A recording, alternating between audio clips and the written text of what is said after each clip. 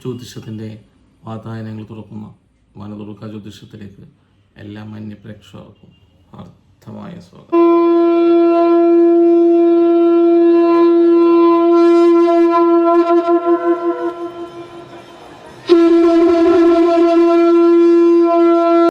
ഇന്ന്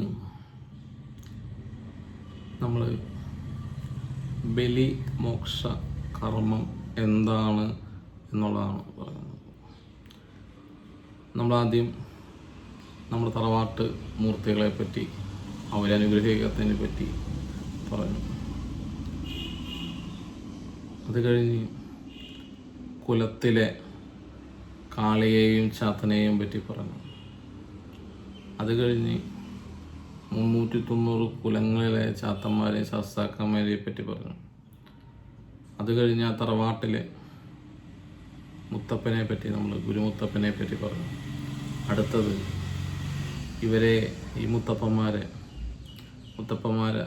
അതിനുശേഷമുള്ള അടുത്ത സ്റ്റേജ് ബലി മോക്ഷകർമ്മം. എന്താണത്, എന്തിനാണത് ചെയ്യുന്നത്, നമുക്കതുകൊണ്ട് എന്താണ് നേട്ടമുള്ളത്? ഈ ചാനൽ ആദ്യമായിട്ട് കാണുന്ന വ്യക്തിയാണെങ്കിൽ സബ്സ്ക്രൈബ് ചെയ്യാനും വീഡിയോ ഇഷ്ടപ്പെട്ടാൽ ലൈക്ക് ചെയ്യാനും മറ്റുള്ളവരിലേക്ക് ഷെയർ ചെയ്യാനും മറക്കരുത്. ബലി മോക്ഷ കർമ്മം എന്തിനാണ് ചെയ്യുന്നത്? കഴിഞ്ഞ പ്രാവശ്യം നമ്മൾ കഴിഞ്ഞ വീഡിയോയിൽ ഗുരുമുത്തപ്പൻ്റെ വീഡിയോയിൽ നമ്മൾ പറഞ്ഞു, മുത്തപ്പനെ നോക്കാണ്ട് നമ്മൾ ദേവിയിലേക്കോ ആ മൂർത്തികളൊക്കെ എത്താൻ പറ്റില്ല എന്ന് പറഞ്ഞു. അപ്പോൾ പല ആൾക്കാരും ചോദിച്ചത് എങ്ങനെ ജപിക്കണം, മുത്തപ്പനെ ജപിക്കേണ്ട ചെയ്ത്. അപ്പോൾ അതിന് ഒറ്റൊത്തരുള്ളൂ, നിങ്ങളുടെ പാരമ്പര്യത്തിൽ 1-2 തലമുറയ്ക്ക് മുമ്പ് ഉണ്ടായ ദേവീദേവന്മാർ ഉപാസിച്ച് കൊണ്ടുവന്നു വച്ച ആ മുത്തപ്പനെ അല്ലെങ്കിൽ ആ കാർന്നോരെ അല്ലെങ്കിൽ ആ മുത്തപ്പായിനെ ഞാൻ ശിവനിലൂടെ കണ്ട്, ശൈവമായിട്ട് കണ്ട്, ഗുരു ആയിട്ട് കണ്ട് ഞാൻ വിളിക്കണം എന്ന് പറഞ്ഞിട്ട് പഞ്ചാക്ഷരി ചൊല്ലാം. ഇങ്ങനെയാണ് ചെയ്യേണ്ടത്. അപ്പോൾ അവർ കൊണ്ടുവന്ന രീതി, അവർ എന്താണോ കൊണ്ടുവന്ന്, ഏത് ആ ഭാവത്തിലാണോ കൊണ്ടുവന്ന് വച്ചേക്കുന്നത്, ആ ഭാവം നമുക്കുള്ളിൽ ഒറ്റ ദിവസം കൊണ്ടല്ല കേട്ടോ, അതിന് സമയം കുറേ എടുക്കും. അത് ജപിച്ച് നമുക്ക് ഓരോ മനസ്സിലൊരു ചോദ്യം വരും. ആ ചോദ്യം ചെയ്ത് ചോദ്യത്തിലൂടെ ആ ചോദ്യം മനസ്സിലാക്കിയിട്ട് ഇരിക്കുക, അതിലൂടെ ജപിക്കുക, അതിനുത്തരം നമുക്ക് കിട്ടും. അങ്ങനെ ഓരോരോ കാര്യങ്ങളും നമുക്ക് മനസ്സിലാവും. കാളിയാരാണ്, ഭുവനേശ്വരി ആരാണ്, ദേവി ആരാണ്, ചാത്തനാരാണ്, ശസ്താവാരാണ്, നിങ്ങൾ ഈ പറയുന്ന പോലെ പ്രേതം വിഷ്ണുമായ ആ പ്രേതകാലം എന്താണെന്ന് ഇതൊക്കെ ഇതിൽ മനസ്സിലാക്കാൻ പറ്റും. അപ്പോൾ ആ കാലഘട്ടത്ത് കാർന്നോർക്ക് അല്ലെങ്കിൽ ആ മുത്തപ്പന് എന്താണ് സംഭവിച്ചത്, എന്തുകൊണ്ടാണ് ആൾക്ക് മോക്ഷം കിട്ടാണ്ട് പോയത്, അത് അപ്പോൾ നമ്മൾ മനസ്സിലാക്കുക, മനനം ചെയ്യാനാണ് അതിൽ പറയാൻ. അത് മനസ്സിലാക്കി അത് എഴുതി വെക്കണം. അതാണ് ഈ ഓരോ തറവാട്ടിലെ ഗ്രന്ഥമെന്ന് പണ്ട് കാലത്ത് പറഞ്ഞത്. ആ ഗ്രന്ഥമില്ലാത്തതിൻ്റെ അറിവ് അടുത്ത തലമുറയ്ക്ക് പകർന്നു നൽകാത്തതിൻ്റെ പ്രശ്നമാണ് ഇന്ന് ഒട്ടുമിക്ക തറവാട്ടിലും പ്രശ്നമായിട്ടുള്ളത്. അപ്പോൾ ആ ഗുരുവിലൂടെ, ആ കാർന്നോരുടെ, ആ മുത്തപ്പനിലൂടെ നമ്മൾ സഞ്ചരിച്ച് എവിടെ എത്തണം? ദേവീദേവന്മാരിലേക്ക് എത്തണം. എന്നാലേ ആ ഭാവം, അവരനുഗ്രഹം നമുക്ക് അനുഭവിക്കാൻ പറ്റുള്ളൂ. അപ്പോൾ ഇത് മനസ്സിലാക്കി കഴിഞ്ഞാൽ പിന്നെ അവർക്ക് മോക്ഷമാണ് വേണ്ടത്. അതിനാണ് ബലി കർമ്മം.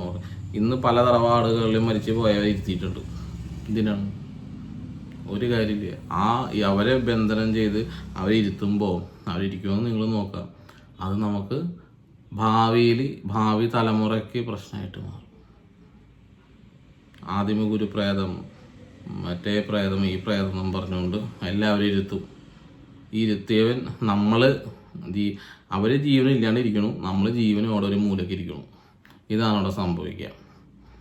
മരിച്ചു പോയാൽ പോയി, അവർ മോക്ഷം കൊടുത്ത് വിടുക. അവർക്ക് സമാധാനമുള്ള കിട്ടുമ്പോഴാണ് നമുക്ക് സമാധാനമായിട്ട് കിടന്നുറങ്ങാൻ പറ്റുന്നത്. അതാണ് നിങ്ങൾ ചിന്തിക്കേണ്ടത്. അവരെ ബലി ചെയ്ത് ഇത് മനസ്സിലാക്കാണ്ട് വെറുതെ അവർ പോവുമില്ല. കാരണം മരിക്കുമ്പോൾ ചിലവർ ഒരു തിരി ഒഴിഞ്ഞു കൊടുക്കും, ചിലപ്പോൾ ഒരു ചക്രം അല്ലെങ്കിൽ നാണയം ഒഴിഞ്ഞു കൊടുക്കും, അല്ലെങ്കിൽ ഒരു വാക്ക് ചെവിട്ടി പറഞ്ഞു കൊടുക്കും. ഇതാണ് അറിവിനെയാണ് പറഞ്ഞു കൊടുക്കേണ്ടത്. അല്ലെങ്കിൽ അത് എഴുതി വയ്ക്കും ബുക്കിൽ. പണ്ടത്തെ താളിയോല ഗ്രന്ഥങ്ങളെന്ന് പറയുന്നത് അവർ മനസ്സിലാക്കിയ ചൈതന്യങ്ങളെ അവർ എഴുതി വയ്ക്കും. ഇതാണ് ഒരു തറവാടിൻ്റെ ഗ്രന്ഥം. അപ്പോൾ നിങ്ങളിത് മനസ്സിലാക്കുമ്പോൾ അത് എഴുതി വെക്കണം. നിങ്ങളുടെ അടുത്ത തലമുറയ്ക്ക് മുന്നോട്ട് പോകാനുള്ള വഴി. ആ ഗുരുമുത്തപ്പൻ ആരായിരുന്നു, ആ ഗുരു ആരായിരുന്നു, എങ്ങനെ ദേവീദേവന്മാർ ഉപാസിച്ചു, ഏത് ഭാവത്തിലിരുത്തി, എങ്ങനെ ഏത് ആചാരത്തിലൂടെ മുന്നോട്ട് പോകണം എന്നൊക്കെയാണ് ഇതിൽ പറയുന്നത്. അപ്പോൾ അത് മനസ്സിലാക്കി മനനം ചെയ്ത് ജപിച്ച് കണ്ടുപിടിച്ച് കഴിഞ്ഞാൽ അത് എഴുതി വെച്ചാൽ സത്യമാണെന്ന് ലക്ഷണം കാണിച്ചു കഴിഞ്ഞാൽ അവർക്കും വെളിയിൽ പോകാൻ സമയമായി.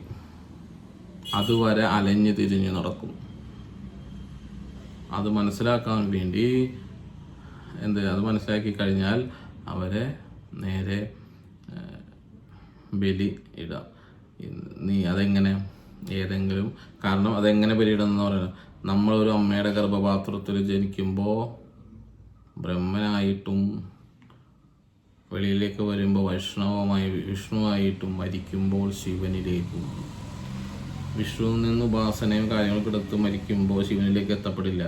കാരണം ആ ഉപാസനയും അവരെന്താ സിദ്ധിയൊക്കെ വേറൊരാൾക്ക് പകർന്ന് നൽകിയാലേ മോക്ഷം ആവുള്ളൂ. മോക്ഷത്തിന് വേണ്ടിയിട്ട് ഉപാസന ചെയ്യണം. ഉപാസന ചെയ്തിട്ട് കാര്യമില്ല, അടുത്തതിലേക്ക് പകർന്നും കൂടി നൽകിയാലേ അവർക്ക് ശിവനിലേക്ക് ചെന്ന് എത്തപ്പെടാൻ പറ്റുള്ളൂ. അങ്ങനെയാണ് ഇത് ചെയ്യേണ്ടത്. അവ മനസ്സിലാക്കി കഴിഞ്ഞ് ബുക്ക് എഴുതി വച്ച് അത് അവിടെ വെച്ച് ഇനി അപ്പോൾ പറയും എനിക്ക് പോകാനുള്ള ഇതായി എന്ന് മനസ്സിൽ തോന്നിക്കും. അപ്പോൾ ആളെ ഏതെങ്കിലും ശിവക്ഷേത്രത്തിൽ പോയി അവിടെ നല്ല ഒഴുക്കുള്ള പുഴയൊക്കെ ഉള്ള ഒരു സ്ഥലത്ത് അല്ലെങ്കിൽ രാമേശ്വരത്ത് പോയി ബലി ഇട്ട് ഗംഗയിൽ ഒഴുക്കി വിടാം. അവിടെ കഴിഞ്ഞു. പിന്നെ രാമേശ്വരം പിന്നെ നിങ്ങൾ രാമേശ്വരമല്ല വേറെ ശിവക്ഷേത്രത്തിലെ ഒഴുക്കി വിടുന്ന ശിവക്ഷേത്രത്തിൽ ഒഴുക്കി വിടാവൂ. ക്ഷേത്രവും പുഴയും ഒരുമിച്ചിരിക്കും. കാരണം ശിവൻ്റെ മുടിയുടെ ഉള്ളിൽ നിന്ന് വരുന്ന ഗംഗ, അതാണ് സങ്കല്പം. അപ്പോൾ ഗംഗയിൽ ഒഴുകി ഒഴുകുമ്പോൾ ശിവനിലേക്ക് എത്തി എന്നാണ് അർത്ഥം.